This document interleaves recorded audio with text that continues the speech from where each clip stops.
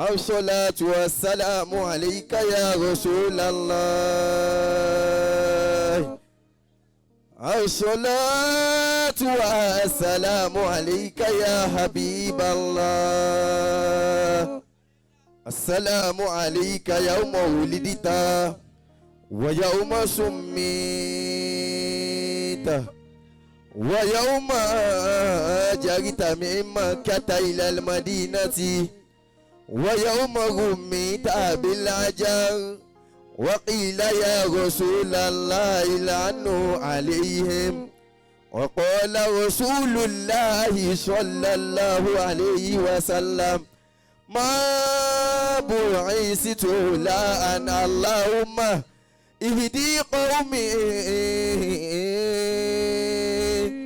فإنه لا يعلم وبالحق نبيا وما أرسلناك إلا رحمة للعالمين. الصلاة والسلام عليك يا ابن عبد الله يا ابن عبد المطلب بن هاشم بن عبد المنافع بن خصيب بن خناق بن لوين بن خنانة بن خزيمة بن مدركة بن ندري بن نزاري بن لادن بن عدنان.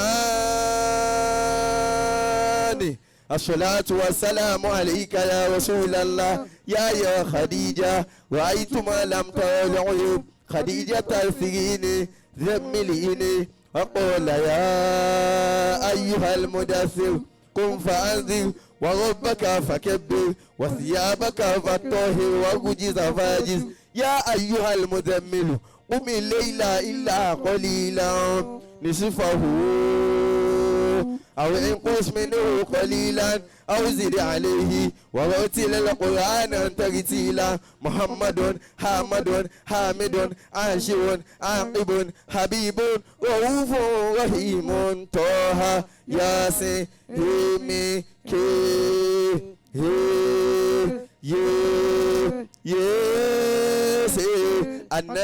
النبي محمد صلاة ربي مع السلام على حبيبي خير الأنام. أيها الفن بجاج النبي صلاة ربي مع السلام على حبيبي خير الأنام.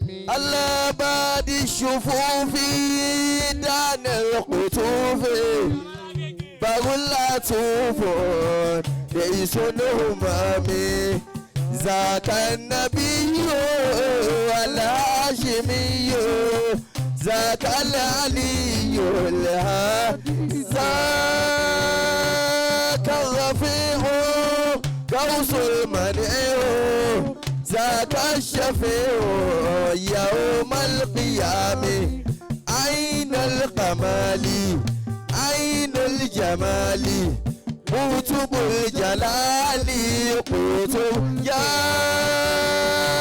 من هباه بما هباه ثم اصطفاه أبو المغمي ربمه عني ما كان مني سؤال فإني يا ربي يا ربي يا ربي كفر ذنوبي واستر عيوبي واكشف كروبي واغفر اثامي يا ربي حقق منانا بك وابتلانا واغفر كنانا بزالي امامي كنا لي بلايا وافتح لينا يا جمل خطايا سبل السلام وارزق لنا يا باغي المرايا عند المنايا.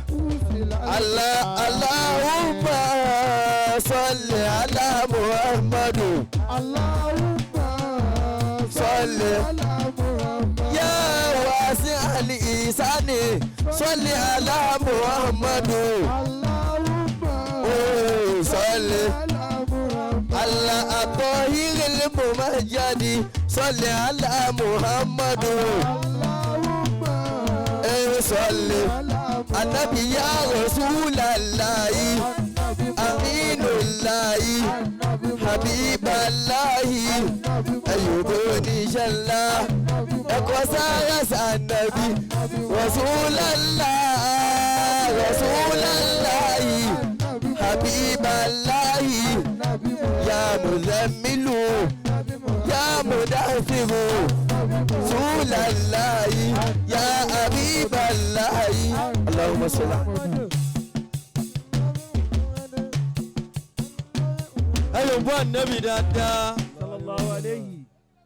Àfá yìí kó fáǹsì ẹ̀ wá ni. Àwa ń púlù crowd ń bí. Kìkì ijó ni.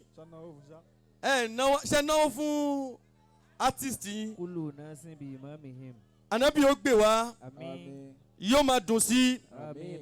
Kò ní bàjẹ́. Àmín. Ọlọ́run wọlé ànábì wa Muhammad. Sallallahu alayhi. Ìdùnnú kan ibì kan tí yẹn ti máa ń dìráìfù ìdùnnú tí ìbànújẹ́ ń gbẹ̀yìn ànábì wa Muhammad. Sallallahu alayhi wa sallam. Òyìnbó ànábì dáadáa. Sallallahu alayhi wa sallam. Lábẹ́ ìgbà tí